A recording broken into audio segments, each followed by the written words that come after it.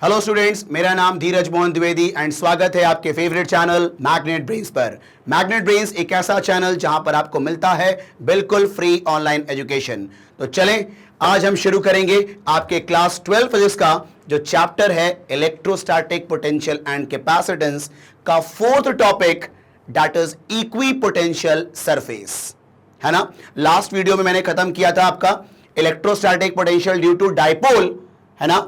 आज हम देखेंगे व्हाट इज इक्विपोटेंशियल सरफेस। तो चलें शुरू करते हैं अपन। आओ देखो ध्यान से यहां पर इक्विपोटेंशियल सरफेस, ठीक है। जरा इस नाम पे थोड़ा सा फोकस करना। इक्विपोटेंशियल मतलब सेम पोटेंशियल, मतलब एक ऐसा सरफेस जिनके हर पॉइंट पर पोटेंशियल की वैल्यू सेम हो, उसे कहते हैं इक्विपोटेंशियल सरफेस।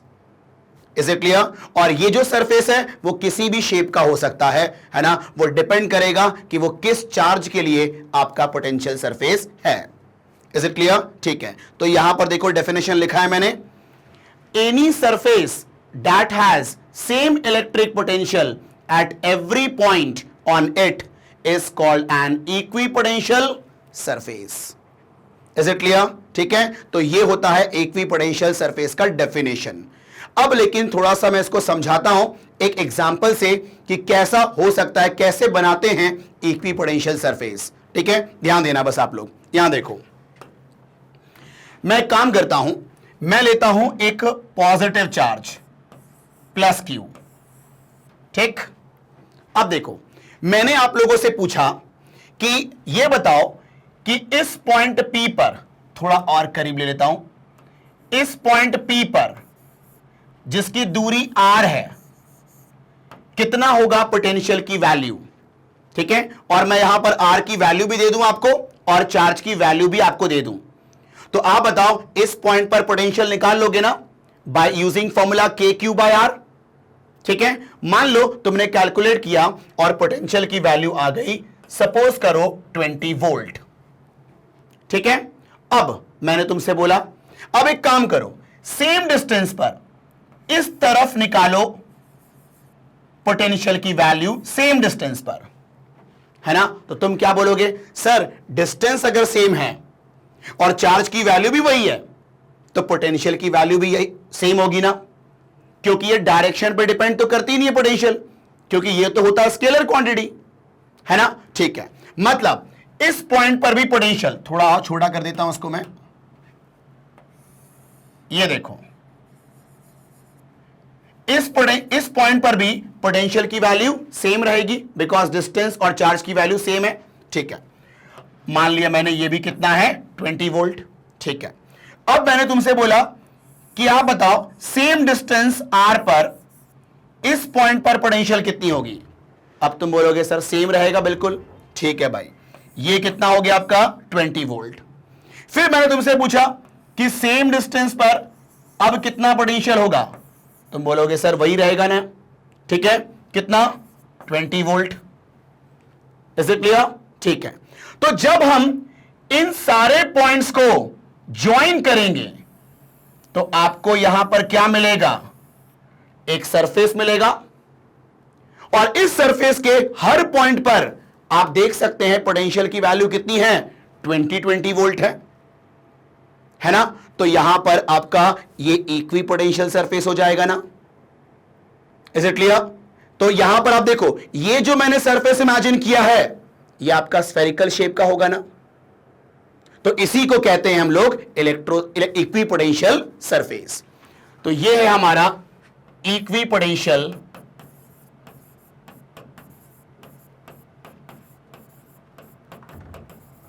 सरफेस।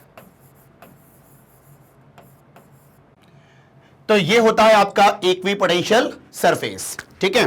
चलो अब यहां पर मेरी बात को सुनना ध्यान से। यहां पर आपने देखा कि जो इक्विपोटेंशियल सरफेस है वो आपका स्फेरिकल सरफेस का है, मतलब स्फेरिकल शेप का है, ठीक है। क्यों ऐसा हुआ? क्योंकि देखो, अगर मैंने बोला कि मान लो आपका वो चार्ज सेंटर पे है किसी स्फेयर के, तो ऑब्वियस ही बात है कि उस सेंटर से सरफेस का हर पॉइंट इक्वल दूरी पे होगा ना, इक्वल दूरी पे होगा ना। तो ऑब्वियस ही बात है उस हर पॉइंट पर पोटेंशियल की वैल्यू इस चार्ज की वजह से क्या होगा, सेम होगा। तो ऐसे सरफेस को हम कहते हैं इक्विपोटेंशियल सरफेस। ठीक है, तो क्या सिर्फ किसी पर्टिकुलर चार्ज का एक ही इक्विपोटेंशियल सरफेस होता है क्या? नहीं, बहुत सारे हो सकते हैं। तो बहुत सारे यहां पर कंसेंट्रिक स्फेरिकल सरफेस होंगे। यहां पर देखो ध्यान से, आप ये देखो, मैंने कहा कि मान लो आपका ये एक पॉइंट है जहां पर इसका पोटेंशियल सपोज करो 15 वोल्ट है। ठीक है, यहां पर एक पॉइंट है, मान लो यहां पर भी पोटेंशियल 15 वोल्ट है, यहां पर भी 15 वोल्ट है। तो अगर आप इनको ज्वाइन करोगे तो ये भी आपका क्या होगा, एक स्फेरिकल सरफेस होगा। ठीक है, मतलब ये भी क्या कहलाएगा, इक्विपोटेंशियल सरफेस कहलाएगा। Is it clear? ठीक है, चलो, तो इक्विपोटेंशियल सरफेस क्या होता है, ये मतलब समझ में अपन को आ गया कि एक ऐसा सरफेस जिनके हर पॉइंट पर पोटेंशियल की वैल्यू सेम हो। ओके, अब यहां पर मैंने एक और डेफिनेशन लिखा है, देखो ध्यान से।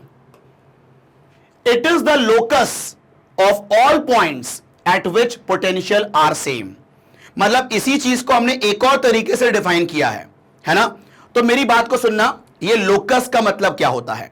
देखो, लोकस का मतलब होता है पाथ, है ना। यहां पर देखो, तुम बताओ, ये जो एग्जांपल लिया था मैंने, इसमें मैंने इस पॉइंट, इस पॉइंट, इस पॉइंट, ऐसे बहुत सारे पॉइंट्स होंगे ना। इन सारे पॉइंट्स को ज्वाइन करने के बाद हमें एक सरफेस मिला है। ठीक है, मतलब ये सारे पॉइंट्स को ज्वाइन करने के बाद एक रास्ता मिला है हमें, एक पाथ मिला है हमें। तो इसी को कहते हैं हम लोग लोकस। तो यहां पर देखो डिफाइन किया है ना मैंने, it is the locus of all the points which have same potential. Clear है? अगर आप लोग को लोकस का फंडा क्लियर होगा ना तो मेरी बात समझ में आ रही होगी, है ना। और मैं बता भी देता हूं कि लोकस का मतलब होता है कि एक पाथ, और वो कैसे मिलता है पाथ, उन सारे पॉइंट्स को ज्वाइन करने के बाद, है ना। तो उस रास्ते को हम कहते हैं आपका equipotential surface. Is it clear? तो यहां पर इस केस में आपका जो लोकस है वो स्फीयर है। Is it clear? ठीक है, तो ये एक और तरीके से आपके बुक्स में डेफिनेशन देखने को मिलेगा। Is it clear? ठीक है, तो कहानी जो समझ में आ गई अपन को इक्विपोटेंशियल सरफेस की।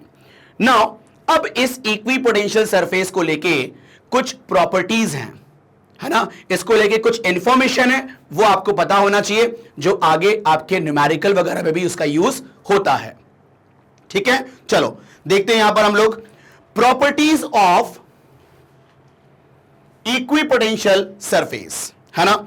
अब सुनना ध्यान से, यहां पर पहली property, no work is done in moving a test charge over an equipotential surface.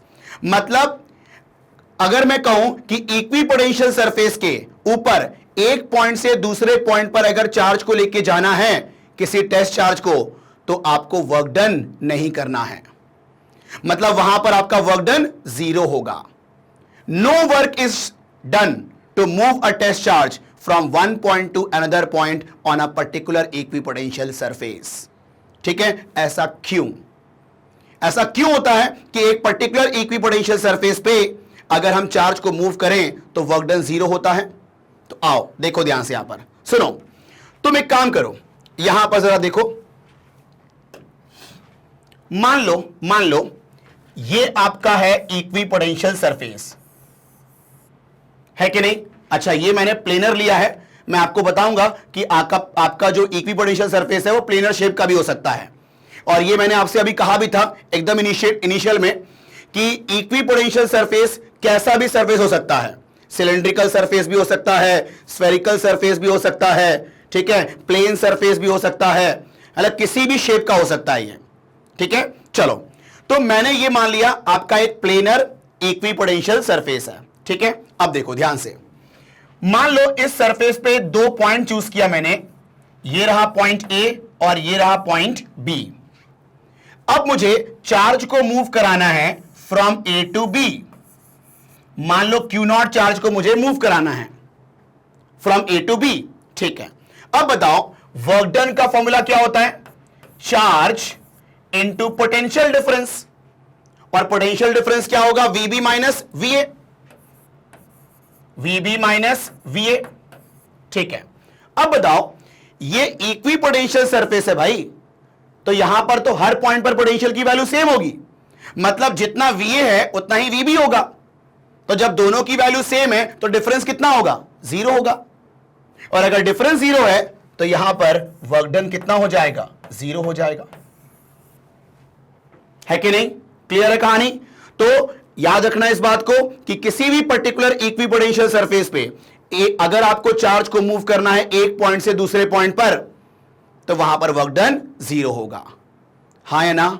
अब यहां पर एक और बात एडिशन में सुनो आप, ठीक है, कि अगर किसी पर्टिकुलर इक्विपोटेंशियल सरफेस पर चार्ज को मूव करना है तो वर्क डन जीरो होगा, लेकिन अगर एक इक्विपोटेंशियल सरफेस से दूसरे इक्विपोटेंशियल सरफेस पे अगर चार्ज मूव करना है तो वर्क करना पड़ेगा ना, है कि नहीं? देखो यहां पर ऐसा, यहां पर एग्जांपल लेते हैं हम लोग।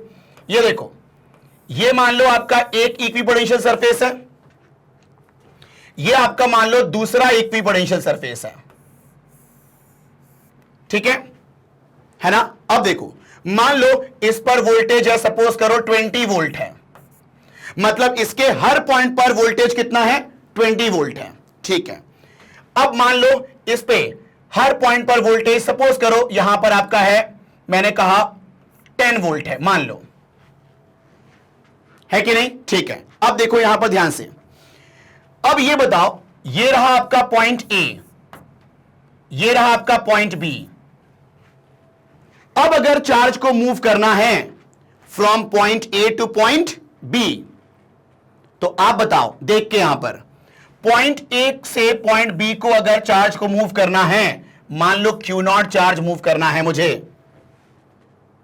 तो आप बताओ वर्क डन कितना होगा, W is equal to what, q nought into VB minus VA, है कि नहीं? ठीक है, अब देखो यहां पर ध्यान से, आप बताओ, देखो यहां पर वीबी की वैल्यू कितनी, 10, वीए की वैल्यू कितनी, 20, तो आप बताओ पोटेंशियल डिफरेंस एग्जिस्ट कर गया ना? और अगर पोटेंशियल डिफरेंस एग्जिस्ट कर गया तो वहां पर वर्क डन भी एग्जिस्ट करेगा, ठीक है? मतलब एक इक्विपोटेंशियल सरफेस से दूसरे इक्विपोटेंशियल सरफेस पे अगर मूव करोगे आप तो वहां पर वर्क डन होगा, लेकिन एक पर्टिकुलर सरफेस पे एक पॉइंट से दूसरे पॉइंट पे मूव करोगे तो वर्क डन नहीं होगा। Is it clear? ठीक है, तो ये हो गया आपका पहला पॉइंट। नाउ अब हम देखते हैं दूसरा पॉइंट क्या बोलता है, आओ देखो। Second point, electric field is always normal to the equipotential surface at every point, है ना? यहां पर क्या बोला कि इलेक्ट्रिक फील्ड लाइंस हमेशा इक्विपोटेंशियल सरफेस के परपेंडिकुलर होती हैं, है ना? तो अब यहां पर मैं इसका जस्टिफिकेशन देता हूं मैं, और जस्टिफिकेशन दूंगा मैं एक कॉन्ट्राडिक्शन का मेथड लगा के, कि मैं मान लूंगा कि इलेक्ट्रिक फील्ड मान लो इक्विपोटेंशियल सरफेस के परपेंडिकुलर नहीं है, ठीक है? तो ऐसा क्या हो जाएगा जो रॉन्ग है? तो देखो यहां पर ध्यान से सुनो, इधर देखो, एक काम करते हैं, ये आपका है इक्विपोटेंशियल सरफेस, ये मैंने प्लेनर सरफेस ले लिया मैंने, ठीक है? अब एक काम करते हैं, मैं मान लेता हूं कि आपका इलेक्ट्रिक फील्ड परपेंडिकुलर नहीं है, वो एक एक्यूट एंगल बना रहा है से थीटा। तो आप बताओ, अगर एक एक्यूट एंगल बना रहा है इलेक्ट्रिक फील्ड सरफेस के साथ, तो उस इलेक्ट्रिक फील्ड का कंपोनेंट आ जाएगा ना अलोंग द सरफेस, ठीक है? तो आप बताओ कितना कंपोनेंट होगा, ई कॉस थीटा होगा, ऐसा?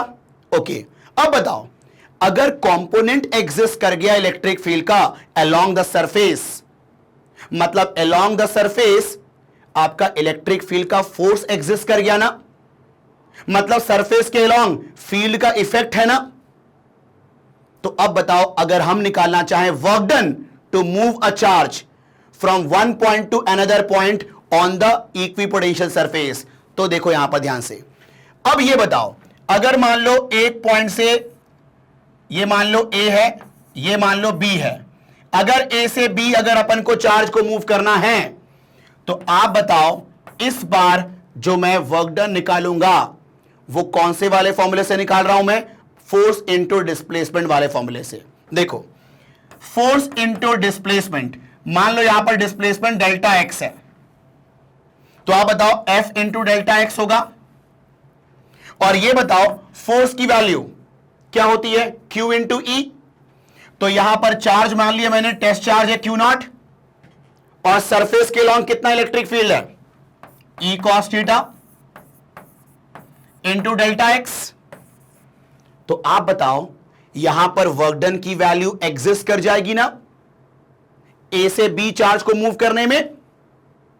जबकि अभी हमने पहला पॉइंट क्या डिस्कस किया था कि एक पॉइंट से दूसरे पॉइंट पर अगर चार्ज को मूव करना है तो वहां पर आपका वर्क डन जीरो होगा, क्योंकि पोटेंशियल डिफरेंस वहां पर जीरो होता है, क्योंकि हर पॉइंट पर पोटेंशियल की वैल्यू सेम होती है। तो आप बताओ मतलब फोर्स इनटू डिस्प्लेसमेंट वाले से यहां पर वर्क डन आ रहा है, लेकिन work done equal to charge into potential difference से आपका जीरो आ रहा है। यह कैसे पॉसिबल है कि एक फॉर्मूले से वर्क डन आ रहा है और एक फॉर्मूले से वर्क डन नहीं आ रहा है ना? इसका मतलब यह रॉन्ग है कि नहीं? ठीक है, मतलब यहां पर कोई भी इलेक्ट्रिक फील्ड का कंपोनेंट एग्जिस्ट नहीं करेगा सरफेस के लॉन्ग। आ रही है बात समझ में आपको? ठीक है, तो इसका मतलब कोई भी कंपोनेंट सरफेस के लॉन्ग एग्जिस्ट नहीं करेगा, क्योंकि अगर एग्जिस्ट कर गया तो वर्क डन आ जाएगा, और सेम पोटेंशियल अगर है तो वर्क डन होना नहीं चाहिए। मतलब ये कॉन्ट्राडिक्शन हो गया। इसका मतलब इलेक्ट्रिक फील्ड का कोई भी कंपोनेंट सरफेस के लॉन्ग नहीं होना चाहिए, और वो कब नहीं होगा? जब इलेक्ट्रिक फील्ड सरफेस के परपेंडिकुलर होगा।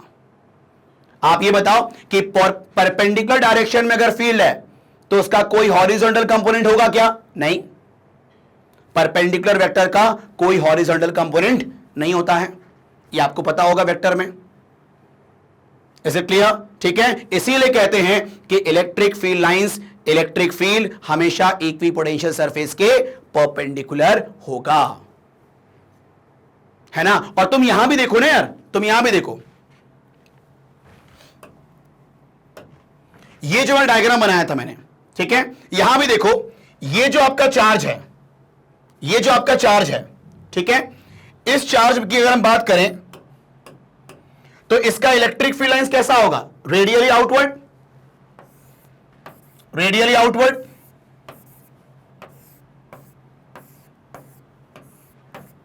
है कि नहीं? तो आप बताओ यहां पर इलेक्ट्रिक फील्ड इसके क्या होगा? परपेंडिकुलर होगा, है ना? इलेक्ट्रिक फील्ड क्या होगा? परपेंडिकुलर। आप ये बताओ किसी कर्व्ड सरफेस में अगर एंगल देखना है तो यहां पर क्या बनाते हैं? टैंजेंट।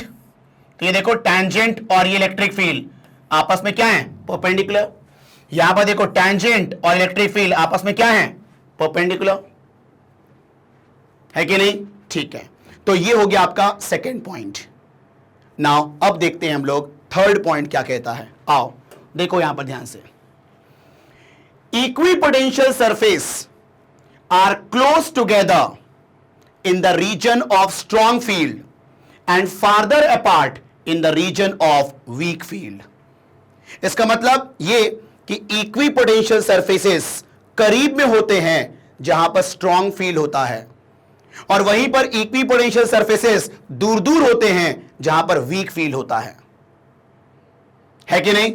ये सेम कहानी थी आपकी इलेक्ट्रिक फील्ड लाइंस वाली भी तो थी, वहां भी तो आपने यही पढ़ा था कि इलेक्ट्रिक फील्ड लाइंस जो हैं करीब होती हैं जहां पर स्ट्रांग फील्ड होता है, और दूर होती हैं आपस में जहां पर वीक फील्ड होता है। सेम कहानी यहां पर भी है ना? मतलब एक्चुअली में अगर जब हम बनाते हैं ना इक्विपोटेंशियल सरफेस किसी का, तो हम इन बातों का ध्यान देते हैं, ठीक है, कि भैया फील्ड के परपेंडिकुलर होना चाहिए, मतलब फील्ड सरफेस के परपेंडिकुलर होना चाहिए। जहां पर स्ट्रांग फील्ड है वहां पर करीब में रखो पोटेंशियल सरफेसेस को, है कि नहीं? जहां पर वीक है वहां दूर दूर रखो इक्विपोटेंशियल सरफेस को। ये हमें ध्यान देना पड़ता है ना? एक काम करते हैं, यहां देखो ध्यान से, ये जो मैंने डायग्राम बनाया था ना अभी, ये वाला, इसको मैं थोड़ा फिर से बना रहा हूं मैं। इधर देखो, ये देखो, ये आपका है पॉजिटिव चार्ज, ठीक। अब देखो ध्यान से सुनो, मान लो ये उसका है इक्विपोटेंशियल सरफेस,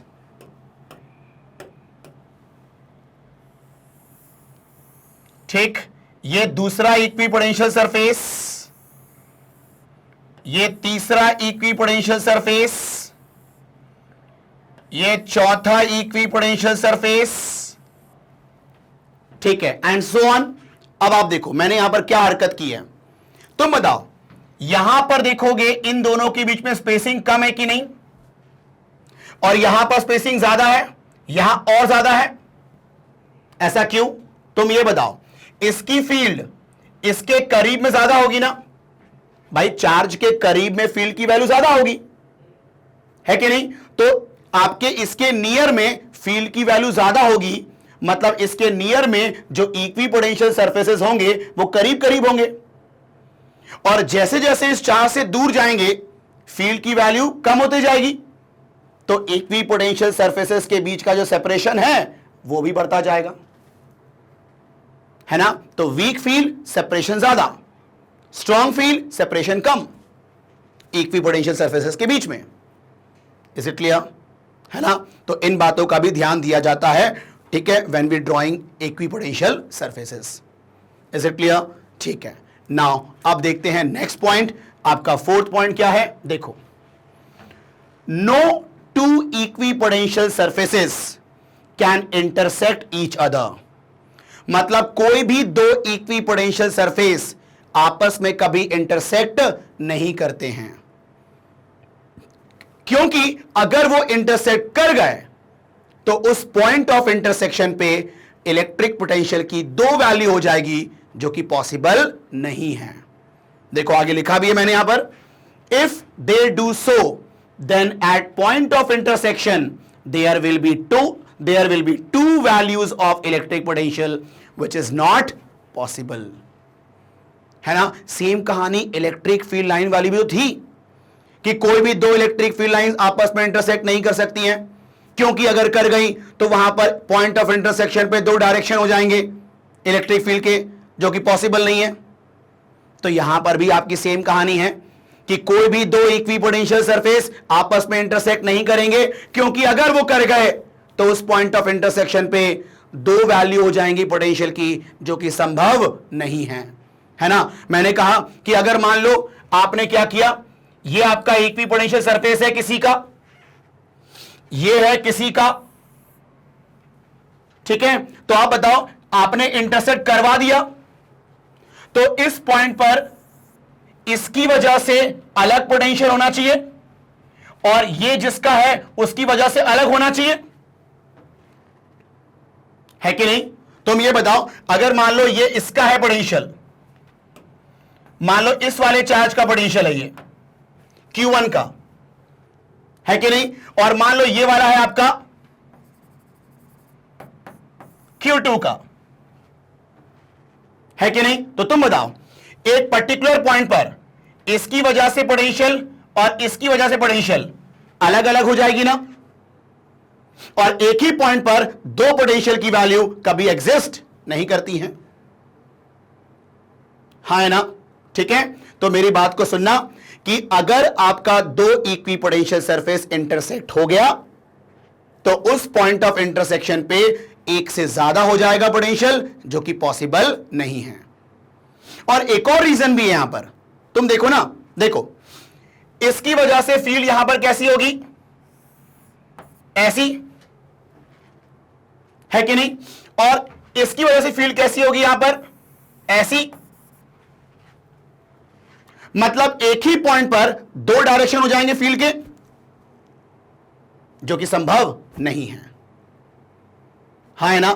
ठीक है, मतलब मैंने कहा आपसे कि अगर इंटरसेक्ट हो गए तो उस पॉइंट ऑफ इंटरसेक्शन पे इलेक्ट्रिक फील्ड के दो अलग अलग डायरेक्शन हो जाएंगे, लेकिन वो पॉसिबल नहीं है। इसीलिए हम कहते हैं कि कोई भी दो इक्विपोटेंशियल सरफेस आपस में इंटरसेक्ट नहीं कर सकते हैं। Is it clear? ठीक है, चलो, तो ये हो गए आपके 4 पॉइंट्स जो प्रॉपर्टीज थी इक्विपोटेंशियल सरफेस के। Is it clear? चलो, अब हम लोग यहां पर देखेंगे डिफरेंट केसेस में इक्विपोटेंशियल सरफेस कैसा दिखता है ना? आओ देखते हैं, यहां पर ध्यान देना। ये देखो, equipotential surface for various charge system, है ना? तो पहला है आपका due to single positive charge, ये ऑलरेडी हम देख चुके हैं, ठीक है? तो यहां पर देख लो, साफ साफ है, ये पॉजिटिव चार्ज है, ये बहुत सारे आपके क्या हैं, इक्विपोटेंशियल सरफेस हैं। और तुम यहां देखो भी कि एकदम चार्ज के करीब में स्पेसिंग कम है, और जैसे जैसे दूर जा रहे हैं ना, देखो स्पेसिंग बढ़ते जा रही है, क्योंकि आपका फील्ड वीक होता जा रहा है। तो स्पेसिंग हर एक इक्विपोटेंशियल सरफेस के बीच में क्या होगा, बढ़ता जाएगा, है कि नहीं? तो ये तो हम ऑलरेडी देख चुके हैं, तो आगे बढ़ते हैं हम लोग, आ जाओ। अब देखो, ड्यू टू डाइपोल आपका इक्विपोटेंशियल सरफेस इस शेप का होता है ना? ध्यान देना, मैं समझाता हूं इसको थोड़ा सा। ये देखो, ये आपका पॉजिटिव चार्ज, ये आपका नेगेटिव चार्ज, जितना पॉजिटिव उतना ही नेगेटिव, है ना? ठीक है, अब यहां पर ध्यान देना, इधर देखो, आप ये बताओ, यहां तुम ऑब्जर्व कर रहे हो क्या कि इसका जो इक्विपोटेंशियल सरफेस है वो देखो कैसा है, ये आपका स्फेरिकल है, स्फेरिकल है, लेकिन तुम देखो इनके बीच में इक्विपोटेंशियल सरफेस देखो यहां पर बहुत पास पास है ना, और इस तरफ इक्विपोटेंशियल सरफेस दूर दूर है कि नहीं? देखो, ऑब्जर्व कर पा रहे हो क्या तुम लोग? ये देखो यहां पर तुम देखो, इनके बीच में देखो, यहां पर देखो, इसके राइट में इक्विपोटेंशियल सरफेस के बीच में जो सेपरेशन है वो बहुत कम है कि नहीं? और इसके लेफ्ट में जो आपका स्पेसिंग है वो ज्यादा है। इसका मतलब क्या होगा कि इसके राइट में इलेक्ट्रिक फील्ड की वैल्यू ज्यादा होगी, है कि नहीं? तो इलेक्ट्रिक फील्ड की वैल्यू ज्यादा होगी तो वहां पर इक्विपोटेंशियल सरफेस क्या होंगे, करीब करीब में होंगे। अपन ने डिस्कस किया था पॉइंट को, है ना? तो क्यों होंगे वहां पर स्ट्रॉन्ग फील्ड? आओ देखते हैं, इधर देखो, तुम ये बताओ, अगर मैंने कहा ये पॉजिटिव चार्ज, ये नेगेटिव चार्ज, अगर मान लो इस पॉइंट पर इलेक्ट्रिक फील्ड की वैल्यू निकालनी है, तो तुम बताओ इस पॉइंट पर फील्ड इस पॉजिटिव की वजह से क्या होगा, आउटवर्ड, और इस नेगेटिव की वजह से भी क्या होगा, इसी डायरेक्शन में होगा ना? तुम बताओ, पॉजिटिव के लिए फील्ड क्या होता है, आउटवर्ड, मतलब टुवर्ड राइट, और नेगेटिव के लिए क्या होता है, इनवर्ड, मतलब वो भी टुवर्ड राइट। मतलब इनके बीच में कहीं पर भी अगर आप इलेक्ट्रिक फील्ड निकालोगे तो वो ऐड होके निकलेगा ना? मतलब इन पॉजिटिव और नेगेटिव के जो बीच में फील्ड होगी वो स्ट्रॉन्ग एग्जिस्ट करेगी ना? और अगर उनके बीच में स्ट्रॉन्ग फील्ड है तो इक्विपोटेंशियल सरफेस के बीच का स्पेसिंग क्या होगा, कम होगा, है कि नहीं? ठीक है, वही देखो, अगर मान लो इसके लेफ्ट में मुझे निकालनी है फील्ड की वैल्यू, तो आप बताओ, मान लो इस पॉइंट पर निकालनी है, तो इसकी वजह से फील्ड कैसा होगा, आउटवर्ड, और इसकी वजह से फील्ड कैसा होगा, इनवर्ड। मतलब इसके लेफ्ट में इलेक्ट्रिक फील्ड की वैल्यू सबट्रैक्ट होके मिल रही है ना? मतलब इसके लेफ्ट में इलेक्ट्रिक फील्ड वीक होगा, इसीलिए इक्विपोटेंशियल सरफेस के बीच का जो स्पेसिंग है वो ज्यादा होगा।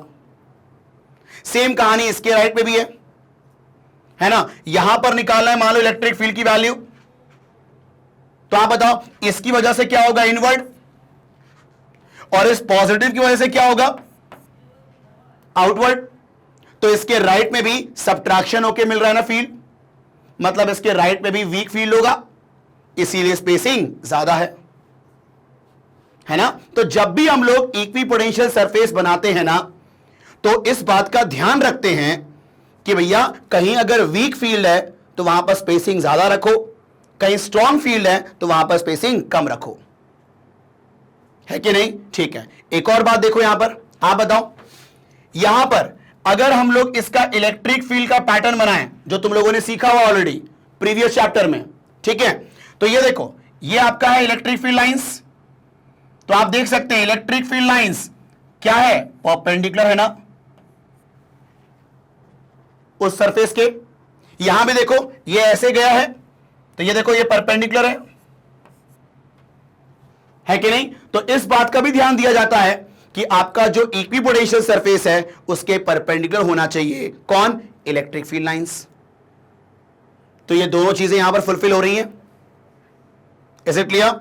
और यहां पर कहीं पर भी हमने इक्विपोटेंशियल सरफेस को इंटरसेक्ट करता हुआ नहीं दिखाया है। Is it clear? ठीक है, तो ये हो गया आपका ड्यू टू डाइपोल। अब हम बात करेंगे जो आपका थर्ड है कि अगर लाइक चार्जेस होंगे तो उनका इक्विपोटेंशियल सरफेस कैसा होगा, है ना? चलो आओ देखते हैं यहां पर। अब देखो यहां पर ड्यू टू लाइक चार्जेस, मतलब यहां पर मैंने लिया दो पॉजिटिव चार्ज और उनका बनाने जा रहा हूं मैं इक्विपोटेंशियल सरफेस, है ना? देखो ध्यान से, ये आपका दो पॉजिटिव चार्ज है, मान लो इसकी वैल्यू भी Q है और इसकी वैल्यू भी Q है, दोनों की वैल्यू Q है। ओके, अब देखो इसका जो इक्विपोटेंशियल सरफेस है वो जो बनाया गया है उसमें देखो यहां पर आपको क्या दिख रहा है कि इनके बीच में हर इक्विपोटेंशियल सरफेस के बीच का स्पेसिंग बढ़ता जा रहा है, मतलब बीच में स्पेसिंग ज्यादा है कोई भी कंसेक्यूटिव पोटेंशियल सरफेस के बीच में, और इसके लेफ्ट में और इसके राइट में गैप क्या है? कम है। तो ऐसा क्यों? देखो ध्यान से, तुम ये बताओ अगर मुझे इस पॉइंट पर निकालनी है equipotential surface, sorry electric field, तो आप बताओ इसकी वजह से क्या होगा? आउटवर्ड, और इसकी वजह से भी क्या होगा? आउटवर्ड, है ना? ठीक है, अब यहां पर ध्यान दो, दोनों की वजह से आउटवर्ड फील्ड होंगी, मतलब यहां पर नेट फील्ड जो मिलेंगी वो सबट्रैक्ट होके मिलेगी ना। मतलब अगर लाइक चार्जेस होते हैं तो उनके बीच में इलेक्ट्रिक फील्ड सबट्रैक्ट होके मिलती है, मतलब लाइक चार्जेस के बीच में फील्ड की वैल्यू कम होती है तो उनके बीच में वीक फील्ड है, तो वीक फील्ड है मतलब वहां पर पोटेंशियल सरफेस के बीच जो बीच का स्पेसिंग है वो ज्यादा रहेगा, है कि नहीं? वहीं देखो अगर इसके लेफ्ट में देखूं मैं तो इस पॉइंट पर निकालना है मान लो फील्ड, तो इसकी वजह से क्या होगा? आउटवर्ड, और इसकी वजह से भी क्या होगा? आउटवर्ड, मतलब इसके लेफ्ट में इलेक्ट्रिक फील्ड की वैल्यू ऐड होके मिल रही है ना। और वहीं देखो इधर देखो, यहां पर भी देखो इसकी वजह से आउटवर्ड और इसकी वजह से भी आउटवर्ड, मतलब यहां पर भी आपकी फील्ड ऐड होके मिल रही है। मतलब लाइक चार्जेस के एक्सट्रीम लेफ्ट में और एक्सट्रीम राइट में फील्ड स्ट्रांग रहेगी ना, क्योंकि ऐड होके मिल रही है। मतलब एक्सट्रीम लेफ्ट में और एक्सट्रीम राइट में जो स्पेसिंग होगी इक्विपोटेंशियल सरफेस के बीच का वो कम रहेगा ना, है कि नहीं?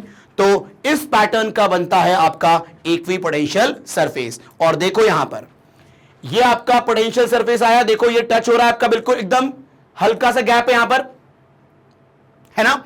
लेकिन कहीं पर भी देख रहे हो आप इंटरसेक्ट नहीं हुआ है। ये जो इसके बाद जो इक्विपोटेंशियल सरफेस आया, मतलब कोई ऐसा अगर इक्विपोटेंशियल सरफेस आता है और जैसे यहां पर इंटरसेक्ट होने की टेंडेंसी बनेगी, वो इंटरसेक्ट नहीं होगा, वो मर्ज हो जाएगा। क्या हो जाएगा? वो मर्ज हो जाएगा, मर्ज। ये देखो ये वाला, है कि नहीं? तो यहां पर क्या हुआ? दोनों इक्विपोटेंशियल सरफेस क्या हो गए? मर्ज हो गई, और ये सिंगल इक्विपोटेंशियल सरफेस बन जाएगा। Is it clear? तो कभी भी कोई दो इक्विपोटेंशियल सरफेस इंटरसेक्ट होता हुआ नहीं दिखना चाहिए। Is it clear? ठीक है, चलो, तो ये हो गया किसके लिए? लाइक चार्जेस के लिए, है ना? अब हम बात करेंगे किसके लिए? एक यूनिफॉर्म इलेक्ट्रिक फील्ड अगर है तो उस रीजन में कैसा होना चाहिए इक्विपोटेंशियल सरफेस? आओ देखते हैं यहां पर। देखो, फॉर यूनिफॉर्म इलेक्ट्रिक फील्ड, अच्छा यूनिफॉर्म इलेक्ट्रिक फील्ड का मतलब क्या होता है कि उसको कैसे शो करते हैं? आपका पैरेलल फील्ड होना चाहिए और इक्वली स्पेस होना चाहिए ना फील्ड। तो ये देखो, ये आपका यूनिफॉर्म इलेक्ट्रिक फील्ड है, देखो हर एक के बीच में स्पेसिंग सेम है और आपस में पैरेलल है कि नहीं? ठीक है, तो इस केस में आपका जो इक्विपोटेंशियल सरफेस होता है वो कैसा होता है? प्लेनर शेप का होता है। कैसा होता है? प्लेनर शेप का होता है। अगर मैं इसका जस्टिफिकेशन दूं आपको मैं, तो आप देखो यहां पर प्लेनर होना भी चाहिए। क्यों? क्योंकि हमने यहां पर प्रॉपर्टी क्या पढ़ी हुई है कि आपका इलेक्ट्रिक फील्ड सरफेस के क्या होना चाहिए, परपेंडिकुलर। तो अगर इलेक्ट्रिक फील्ड लाइंस बिल्कुल ऐसा है हॉरिजॉन्टली, तो आपका सरफेस क्या होना चाहिए, बिल्कुल प्लेनर होना चाहिए और बिल्कुल वर्टिकल होना चाहिए। तभी तो इस सरफेस के क्या होगा, इलेक्ट्रिक फील्ड लाइंस परपेंडिकुलर होंगी, हाँ है ना। ठीक है, तो आप ये बताओ, ये आपका दिख रहा है ना इक्विपोटेंशियल सरफेस, और इसका शेप कैसा है, एक आपका प्लेनर शेप है। Is it clear? ठीक है, अब इसको मैं एक और तरीके से समझाता हूं कि planar field sorry planar equipotential surface कैसे हुआ। ये देखो ध्यान से, इधर देखो, आप ये बताओ, ये आपका यूनिफॉर्म इलेक्ट्रिक फील्ड है, ठीक है। अब एक काम करते हैं, मुझे मान लो पॉइंट ए और ये पॉइंट बी है, मुझे पॉइंट ए से पॉइंट बी पर चार्ज को मूव करवाना है कि नहीं? ठीक है, मुझे पॉइंट ए से पॉइंट बी तक चार्ज को मूव कराना है। मान लो Q0 चार्ज को मुझे मूव कराना है, ठीक है। तो अब बताओ यहां पर जो वर्क डन होगा वो कितना होगा। तो मैं दो तरीके से निकालूंगा वर्क डन की वैल्यू, ठीक है। देखो ध्यान से, एक होगा आपका work done equal to charge into potential difference. एक फॉर्मूला ये होता है वर्क डन कैलकुलेट करने का, और एक और फॉर्मूला होता है that is force into displacement वाला, ठीक है। तो मान लो डिस्प्लेसमेंट कितना है, यहां पर डेल्टा एक्स है, ठीक है। तो आप बताओ वर्क डन इक्वल टू क्या होगा, फोर्स इनटू डिस्प्लेसमेंट, ठीक है। ये आपका पहला तरीका था, अब दूसरा तरीका डिस्कस कर रहे हैं हम लोग। अब देखो यहां पर जो फोर्स की वैल्यू होगी वो क्या होगी, Q इंटू ई, है ना। अब मेरी बात को सुनना ध्यान से, Q मतलब Q0 जिसको मूव कर रहे हैं, इनटू इलेक्ट्रिक फील्ड, और इलेक्ट्रिक फील्ड किसके लॉन्ग होना चाहिए, डिस्प्लेसमेंट के लॉन्ग होना चाहिए। और आप बताओ हॉरिजॉन्टल फील्ड का कोई वर्टिकल कंपोनेंट होगा क्या? मतलब जो आपका इलेक्ट्रिक फील्ड है वो ऐसा है, तो क्या इसका कोई कंपोनेंट होगा इस ए बी के लॉन्ग? नहीं होगा, है कि नहीं। तो मान लो इसका वर्टिकल कंपोनेंट ई वाई है, वर्टिकल कंपोनेंट कितना है इसका, ई वाई है, ये मान लो ई वाई है। तो क्या ई वाई एग्जिस्ट करेगा? नहीं करेगा, है ना। तो यहां पर बताओ, इसको मैंने ई वाई बोला इंटू डेल्टा एक्स, तो आप बताओ ई वाई की वैल्यू 0 है, तो यहां पर Q0 into 0 into delta x, तो कितना आएगा आंसर, 0 जूल, है कि नहीं। तो अब बताओ, एक तरीके से ये हमारा वर्क डन है और दूसरे तरीके से निकाला वर्क डन, तो कितना आ रहा है, 0। ये दोनों अलग अलग तरीके हैं लेकिन है तो सेम वर्क डन ना। मतलब मैं इन दोनों को इक्वेट कर सकता हूं, तो यहां पर मैं W के जगह पर 0 पुट कर दूं क्या? ठीक है, तो यहां देखो फ्रॉम 1, W को क्या लिखा मैंने, 0 equal to Q0 VB minus VA, है कि नहीं? ठीक है, तो यहां पर ये 0 में डिवाइड हो गया, तो आप बताओ VB minus VA equal to 0, तो आप बताओ VB is equal to what, VA। इसका मतलब यहां से क्या प्रूव हुआ कि A और B का पोटेंशियल क्या है, सेम है कि नहीं। यहां पर मैंने दो तरीके से निकाला वर्क डन, एक आपका work done equal to charge into potential difference, और एक निकाला मैंने work done equal to force into displacement. यहां पर फोर्स की वैल्यू 0 क्यों हुई, क्योंकि वहां पर उस डिस्प्लेसमेंट के लॉन्ग कोई भी इलेक्ट्रिक फोर्स का इफेक्ट नहीं होगा, क्योंकि इलेक्ट्रिक फील्ड हॉरिजॉन्टल है तो उसका कोई असर नहीं होगा उस AB के लॉन्ग, तो वहां पर कोई भी इलेक्ट्रिक फोर्स नहीं होगा, मतलब वहां पर कोई भी वर्क डन नहीं होगा। इसका मतलब यहां पर जब मैंने 0 को पुट किया तो वहां से क्या कंक्लूड हुआ कि इन दोनों पॉइंट का पोटेंशियल सेम है। ठीक है, इन दोनों का पोटेंशियल सेम प्रूव कर दिया मैंने। अब एक काम करो, यहां पर एक प्लेन इमेजिन कर लो, ठीक है, और इस तरीके से इमेजिन करना कि ए और बी उसी सरफेस पे आए।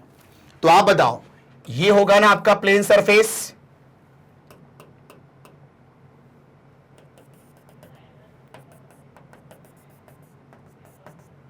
है ना। तो आप देखो, मैंने यहां पर सरफेस इमेजिन कर लिया है जिनके ऊपर ये पॉइंट ए और पॉइंट बी लाई कर रहे हैं, और इन दोनों का पोटेंशियल सेम है, मतलब इस प्लेन के हर पॉइंट पर पोटेंशियल की वैल्यू सेम है। और ऐसे सरफेस को हम क्या कहते हैं? इक्विपोटेंशियल सरफेस कहते हैं। Is it clear? तो अगर कभी भी यूनिफॉर्म इलेक्ट्रिक फील्ड हो तो उसका इक्विपोटेंशियल सरफेस हमेशा प्लेनर शेप का होता है। Is it clear? ठीक है, चलो, तो ये हो गया आपका simple for uniform electric field. अब मैं आपको एक पर्टिकुलर केस का मैं और बना के दिखाता हूं, है ना, डिस्कस करते हैं हम लोग। अगर मान लो आपके पास कोई लाइन चार्ज है, लाइन चार्ज, तो उसका इक्विपोटेंशियल सरफेस कैसा होगा? ठीक है, बना के देखते हैं अपन। ये देखो, अगर आपके पास मान लो कोई लाइन चार्ज है, लाइन चार्ज समझते हो, ये मान लो पॉजिटिव चार्ज है कि नहीं? अब बताओ इसका इक्विपोटेंशियल सरफेस कैसा बनेगा? देखो ध्यान से, तुम बताओ, अगर मैंने कहा आर डिस्टेंस पर इसकी वजह से इस पॉइंट पर कितना होगा पोटेंशियल, है ना। तो मेरी बात को सुनो ध्यान से, आप ऐसे समझ लो, ये आपका लाइन चार्ज है, पॉजिटिव चार्ज है ये। तो बताओ, ये आर डिस्टेंस, ये आर डिस्टेंस, ये आर डिस्टेंस, ये आर डिस्टेंस, तो हर आर डिस्टेंस पर इसकी वजह से जो पोटेंशियल होगा वो सेम होगा ना, है कि नहीं? तो ऑब्वियस सी बात है कि इन सारे पॉइंट्स को अगर हम ज्वाइन करें तो आपका सरफेस कैसा मिलेगा? आपका सरफेस मिलेगा एक सिलेंड्रिकल शेप का, हाँ है ना। ठीक है, मैंने क्या बोला आपसे? मैंने ये कहा आपसे कि अगर कोई लाइन चार्ज होगा, ठीक है, तो उसका इक्विपोटेंशियल सरफेस कैसा होगा? उसका इक्विपोटेंशियल सरफेस होगा सिलेंड्रिकल शेप का, क्योंकि सिलेंड्रिकल सरफेस के हर पॉइंट से उस चार्ज की दूरी क्या होगी? सेम होगी ना, परपेंडिकुलर दूरी। Is it clear? ठीक है, तो यहां पर जो आपका इक्विपोटेंशियल सरफेस होगा वो कैसा होगा?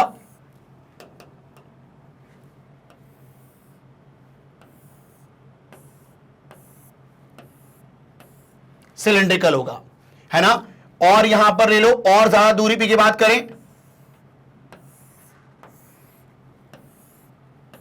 ऐसे, तो ऐसे बहुत सारे सिलेंड्रिकल सरफेस यहां पर हो सकते हैं।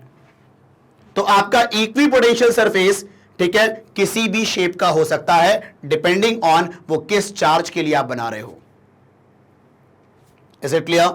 तो ये कहानी होती है आपकी इक्विपोटेंशियल सरफेस की। Is it clear? ठीक है, तो बस यहां पर अपना ये टॉपिक खत्म होता है ना, इक्विपोटेंशियल सरफेस।